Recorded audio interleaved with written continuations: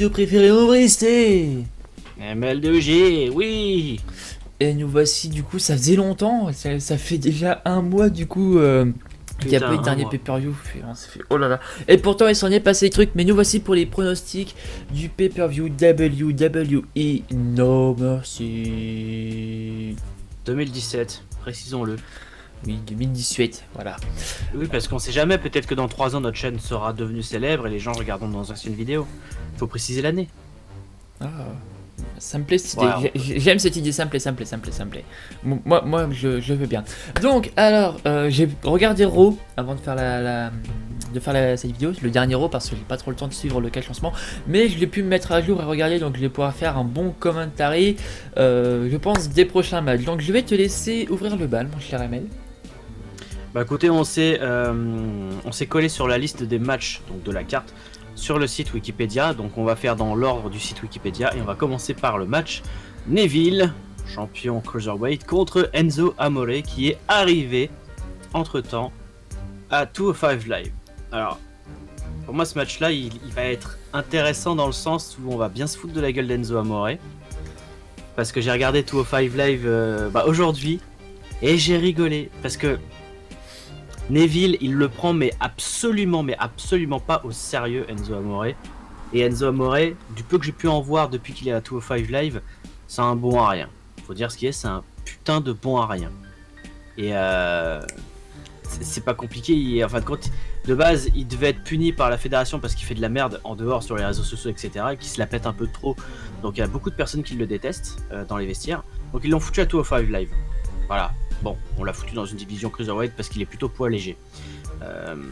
Pour ceux qui n'avaient pas suivi, il fait plus partie de l'équipe avec Big Cass. Big Cass qui est parti à l'hôpital parce qu'il s'est défoncé le genou et qui ne reviendra pas avant 2018. Donc on a un bout de temps avant qu'on le revoie, mais c'est dommage parce qu'il a eu un très bon poche. Mais bon bref, Enzo Amore, il va partir perdant de ce match, c'est sûr, à 300%. Parce que Neville, depuis le début, je le dis, il restera putain de champion Cruiserweight, et la seule fois où il a perdu sa ceinture, c'était face à Akira Tozawa, et s'il l'a perdu, c'est uniquement parce que quand Akira Tozawa a signé avec la WWE, il devait gagner le titre au moins dans sa période d'1 an de contrat. S'il n'y avait pas cette mention là, Neville n'aurait jamais perdu sa putain de ceinture. Donc Neville restera champion, point. Ok, et bah c'est quoi la malédiction des tournages. Je viens encore de me faire déranger pendant que tu parlais, c'est magnifique, j'ai coupé le micro mais tu sais, c'était magique. Enfin bref, toujours est-il que moi je veux bien que Neville soit champion, je suis d'accord avec toi. J'adore ça, j'adore Neville, enfin je commence tu vois à l'adorer même. Tu vois, tu te rends compte de ce que je commence à dire là? Je commence à adorer Neville.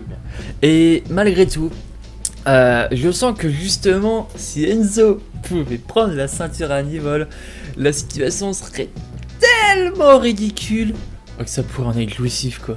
Ah ouais. Oh non, ah non. Ah si. Attends. Enzo Amore, depuis qu'il est arrivé à 205 là, je suis d'accord. Regardez, mais tous les matchs, il les a gagnés seulement en trichant. Soit il prend le calbar du mec, il va le remonter à fond. Et déjà, s'il se bat contre Neville pendant ce match-là, c'est uniquement parce que pendant un match avec 5 gars, tu avais comment il s'appelle? J'ai oublié son nom. Il y a un catcheur, le lutteur, j'ai oublié. Merde, comment il s'appelle? C'est con. Le black qui est arrivé, qui a emmerdé Juan, enfin Juan. Je sais plus comment il s'appelle d'ailleurs. Bref, je crois que c'est Christopher ou une connerie comme ça.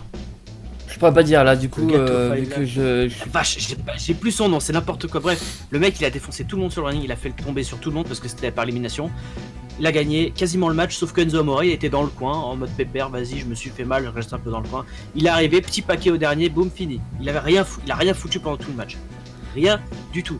Et Enzo Amore, un truc qui m'a vraiment énervé, même si c'est le dialogue qu'il est censé formuler, c'est tout à fait ce qu'il représente, c'est qu'il s'est présenté devant Neville à 205 Live, donc juste avant No Mercy, et lui a fait « Ouais, t'es jaloux de moi, pourquoi? Parce que moi, je suis 5 fois la superstar que tu ne seras jamais, moi j'ai des thunes, moi j'ai des connaissances dans le business, je suis le superstar, moi j'ai plein de commercial, j'ai plein de trucs commerciaux et tout, toi t'as rien. » Et Neville il fait « Écoute mon petit pote, j'en ai rien à foutre d'avoir des trucs commerciaux, j'en ai rien à foutre d'avoir des connaissances, j'en ai rien à foutre d'avoir... voilà, moi, je suis meilleur que toi, point. C'est tout, point. Enzo Amore ne gagnera pas. Enzo Amore, ils l'ont foutu là-bas pour le punir. Et même s'il gagne ses matchs en ce moment, il le fait en mode c'est une sous-merde. Et ça restera une sous-merde. En bas, à ras des pâquerettes. En dessous la terre, sous la crouche terrestre là. La crouche terrestre. La crouche. Voilà, Alors, du coup, je vais pas dire mon pronostic. Alors, dans ce cas-là, comme tu dis, il y a deux options.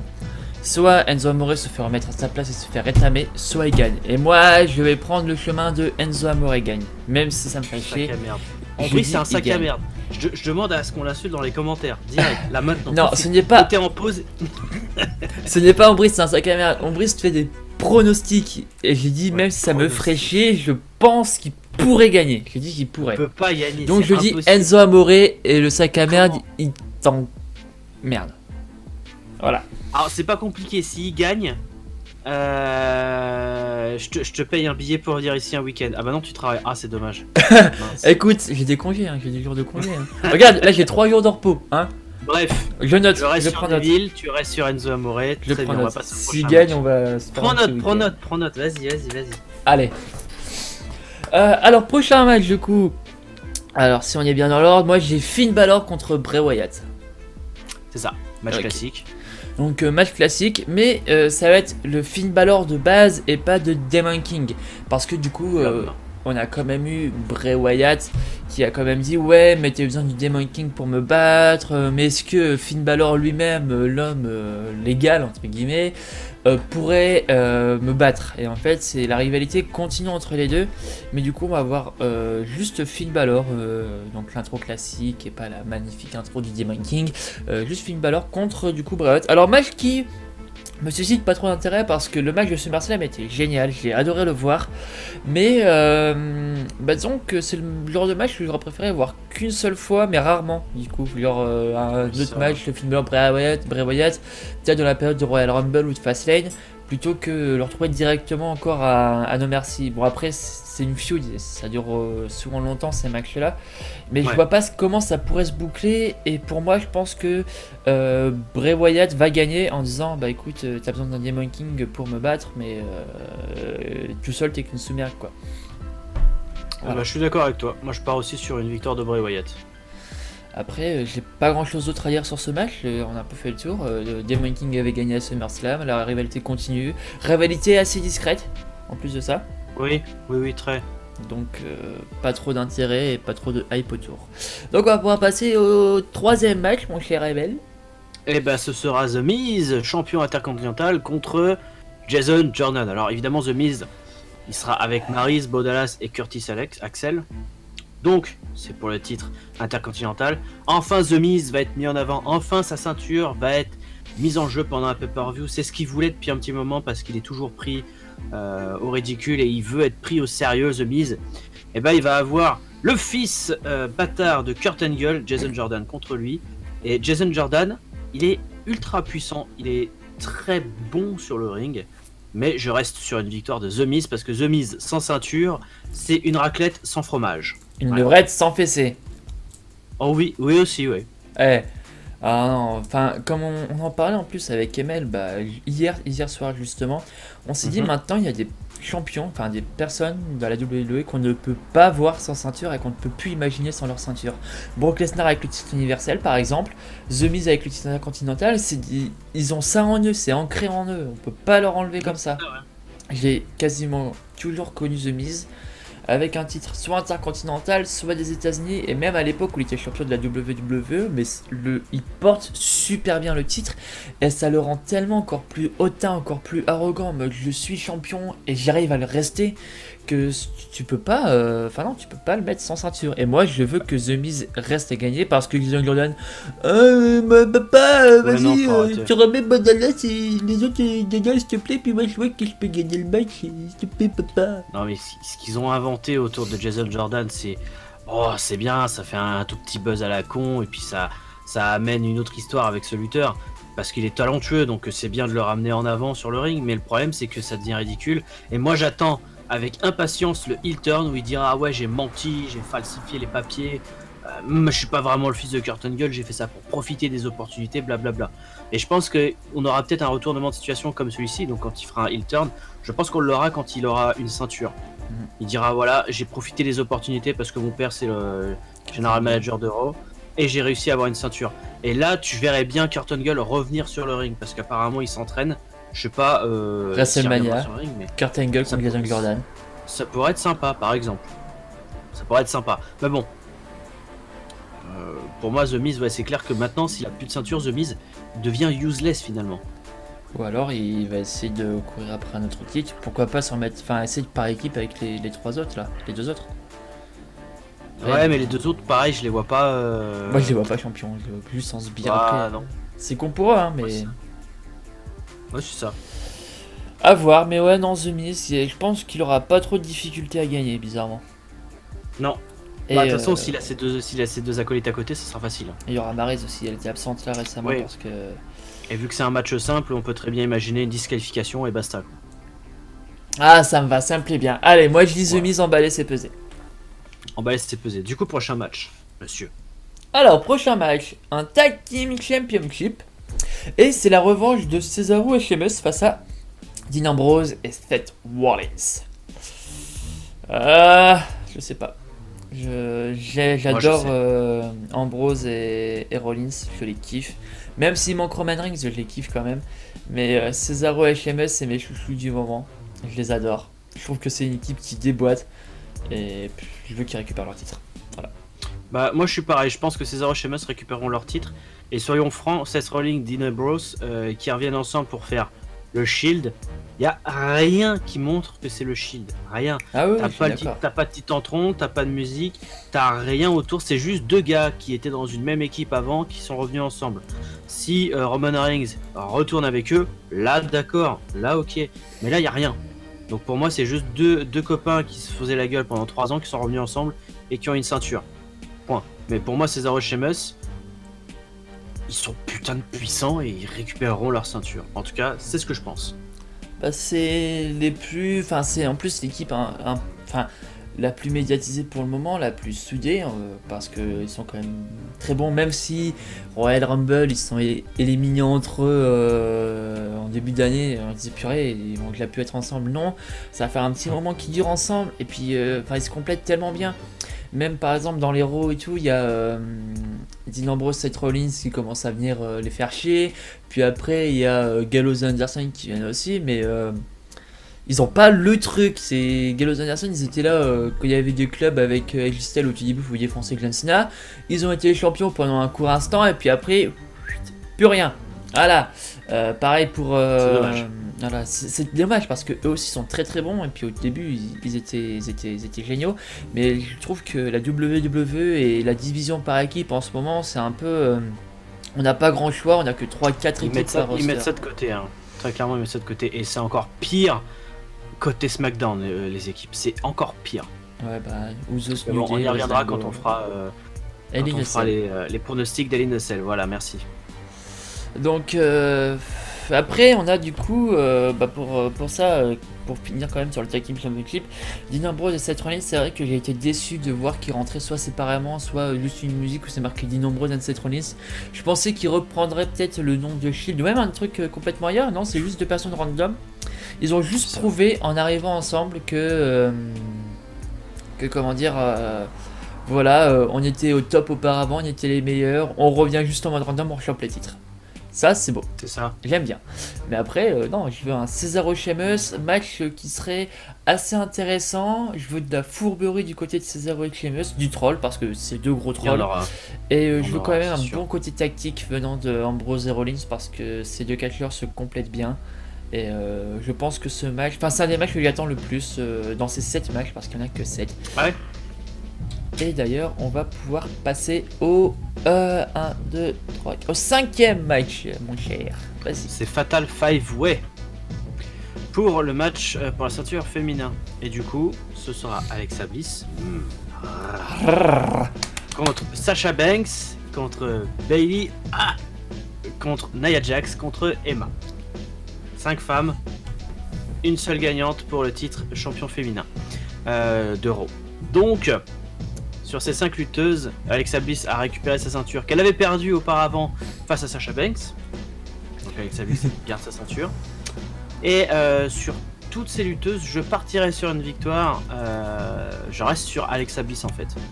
Parce que même si Nia Jax a le potentiel, très gros potentiel, dans les deux sens du terme, très gros potentiel pour être championne, le souci c'est que elle a 4 lutteuses contre elle, donc elle va se faire, je pense, marave. Après Bayley, Sasha Banks, voilà. Ah, c'est les copines, ah, super, gna. Et Bayley qui revient de nulle part, voilà quoi.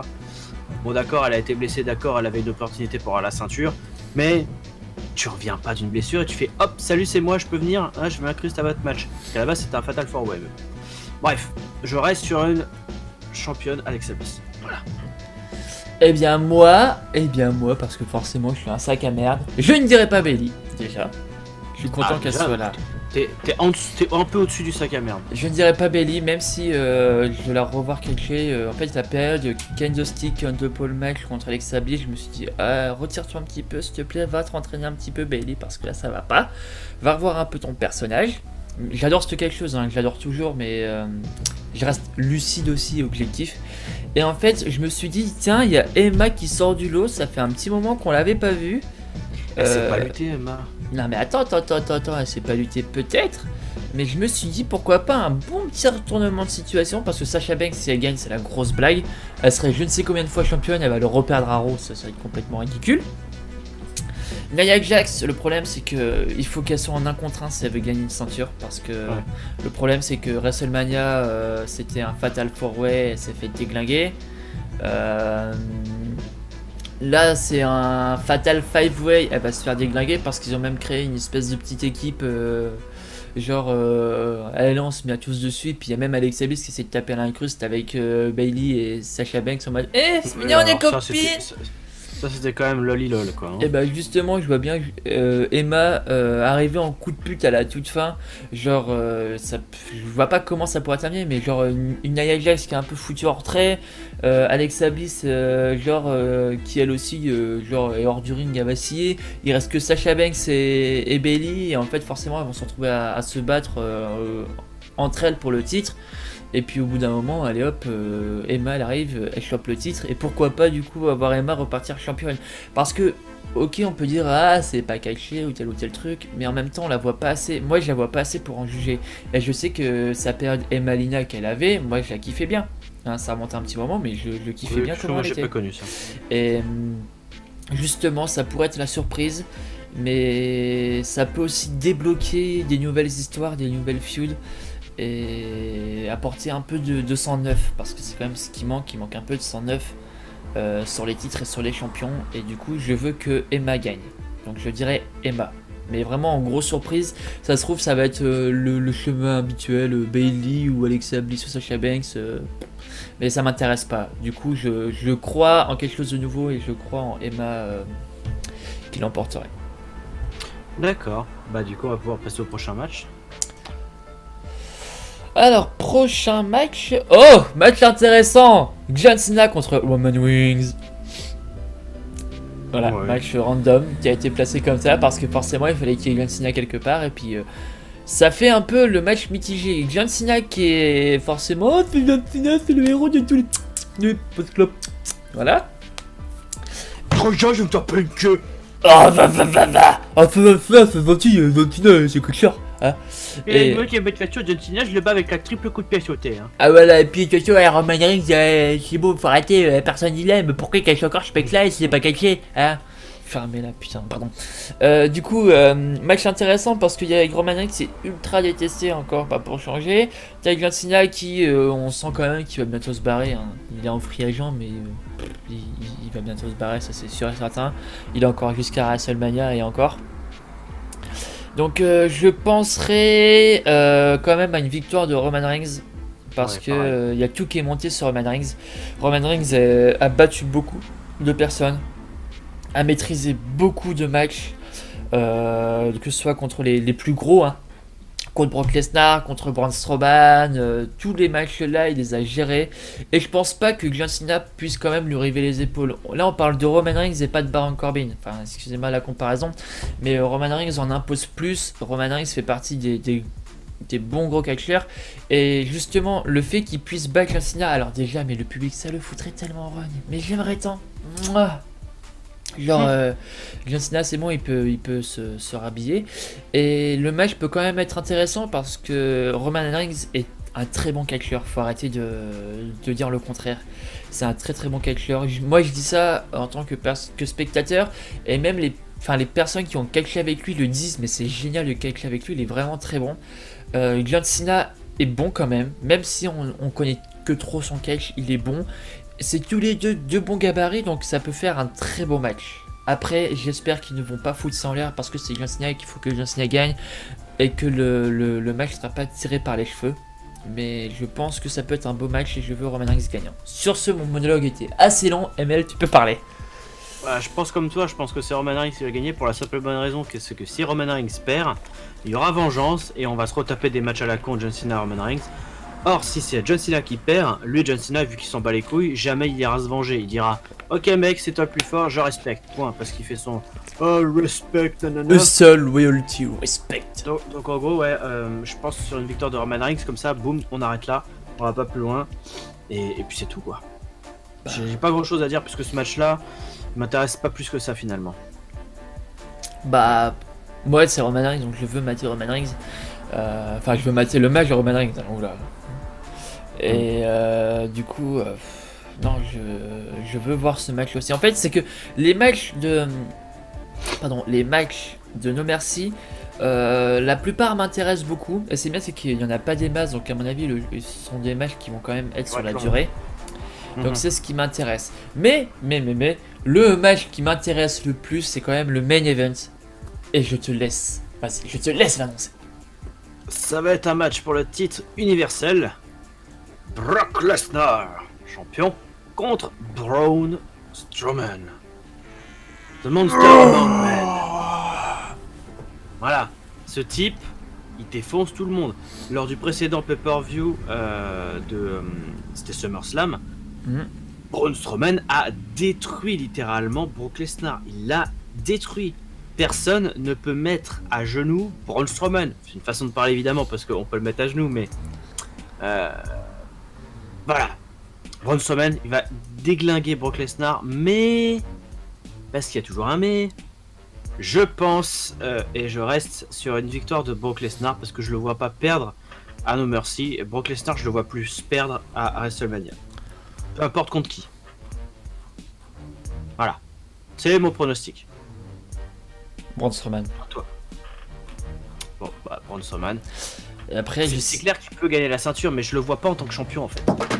Ah, mais je le veux voir gagner la ceinture, même si, ça pourrait être quelque chose d'assez intéressant.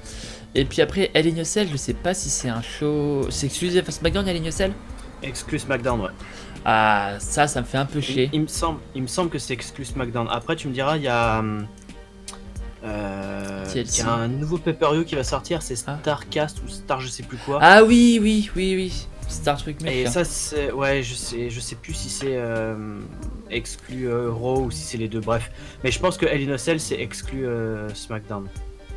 Tout comme Money in the Bank. Bah tant pis parce que j'aurais bien vu un Strowman Lesnar en Hell in a Cell, mais bon tant pis.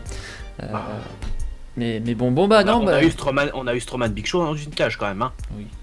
Péter la cage. C'est beau. Ils ont pété la cage. Voilà.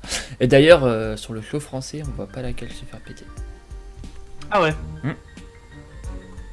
Donc, c'est quand même con ça. Ouais, c'est très con.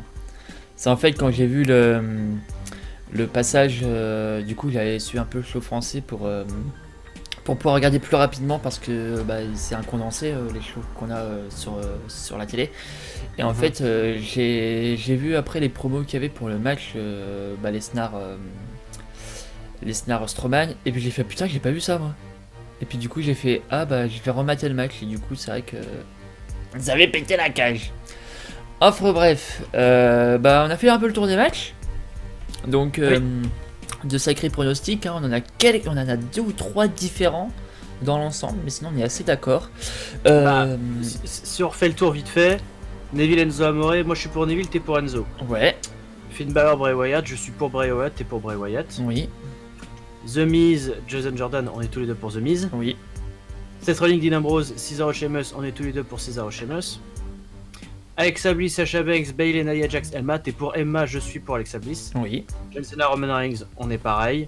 Roman Reigns et Brock Lesnar, Braun Strowman, je suis pour Brock, t'es pour Braun. Ouais, on est quasiment à 2-3 matchs près, on est bon, on est bon. Donc du coup, on va arriver à la fin de cette vidéo, mais on a quand même 2-3 choses à vous dire. Bah c'est surtout toi qui as tout de choses Ouais. à dire. Parce que moi, j'ai commencé à faire 2-3 trucs, et je vous mets un petit bonus, une petite vidéo bonus dans la description, c'est lié à ma nostalgie que j'avais eue.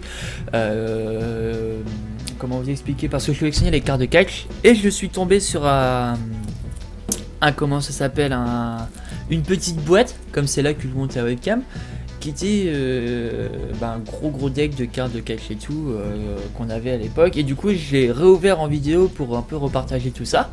Mais du coup on savait pas trop comment mettre la vidéo, si on faisait une vidéo à part pour montrer ça, et on s'est dit on va la mettre en vidéo bonus, et puis en fonction des personnes qui ont regardé cette vidéo, qui commenteront et qui s'apprécieront, peut-être qu'on pourra essayer de faire une lignée comme ça sur des articles exclusivement réservé au catch, et vraiment pas du tout n'importe quoi. Genre, oh mon dieu, j'ouvre un t-shirt de catch, ou c'est vraiment des articles exclusifs et qui seraient intéressants du coup à voir ouvert. Donc peut-être que ça pourrait vous plaire à certains, hein. Bien sûr c'est pas pour faire du machin Lafarge, le truc muche, hein. C'est vraiment pour le côté catch en lui-même, et plus Tu me diras, si tu veux faire du Lafarge, hein, tu ouvres un deck de Pokémon et tu filmes que ta tronche. Hein. ah c'est pas faux. Et bah pour dire, dans la vidéo bonus j'ai même pas filmé ma tronche. J'ai vraiment Non filmé mais je dis ça, oui. c'est un troll, parce que Lafarge il a sorti une vidéo d'ouverture de deck, d'ouverture de cartes, et il a pas montré ses cartes, il a montré juste sa tronche en fait. Ouais, non mais c'est complètement con. Il a fait de la merde. Et du coup, justement, on va rajouter un petit peu de peps, un petit peu de challenge, tiens. Parce que les pronostics, on les fait, il y en a plein qui les font en vidéo. On va faire un truc intéressant. Du coup, chacun d'entre vous qui regarde cette vidéo, vous pouvez mettre vos pronostics en commentaire. Et donc en fonction de la personne qui a posté le plus tôt les pronostics et qui aurait potentiellement tous les pronostics bons, des boîtes comme ça j'en ai 2. Et j'ai celle-là du coup qui est encore scellée. Et ben celui qui trouve tous les pronostics correctement, et bien je lui envoie tout simplement, je lui offre avec un petit mot d'amour venant de moi et ML, hein, mode équipe Génération Catch. On vous fera des petits cœurs et on dessinera des bits. Et du coup on enverra ça au gagnant. Du coup je mets ça, un petit truc à gagner. C'est vraiment un petit goodies, hein, mais c'est juste pour le LOLs. Voilà, pour vous faire plaisir. Il faut vraiment qu'il y ait tous les pronostics de bons et que les pronostics soient envoyés samedi soir au plus tard. Ouais. Ou alors dimanche fin d'après-midi maximum. Mais pas après le pay-per-view, évidemment, faut pas nous prendre pour des billes. Tout en sachant que si personne n'a trouvé les bons pronostics de tous les matchs, Ce sera bien. on remettra la boîte en jeu sur le prochain pay-per-view. Voilà. Mais c'est juste une petite boîte avec des cartes de... Il y a quoi? Il y avait un carte de cash, il y a une méga carte. C'était les Slam Attack Evolution. Donc Slam Attack Evolution, c'est la deuxième édition des cartes de cash qui date bientôt d'une... Ouais, ça fait bientôt 6-7 ans que ça existe. Donc voilà, c'était le petit cadeau en plus. Donc sur ce, on va pas forcément trop tarder. Je vous souhaite à tous un excellent pay-per-view. Je sais même pas si je pourrais le regarder le soir même. Tout dépend si je travaille le lundi ou pas. Moi je pourrais. Moi je pourrais peut-être pas forcément, donc en tout cas on se retrouvera quand même pour les réactions à chaud ou à froid, ça dépendra du coup du moment. D'ici là, portez-vous bien. Nous, comme vous voyez, on commence à avancer, à préparer du contenu par la suite. Donc vous inquiétez pas, restez connectés et je te laisse le mot de la fin. Et le mois prochain, vous allez avoir blinde de contenu. Je vous préviens. Sur ce, portez-vous bien et à jamais. Au revoir. Bye.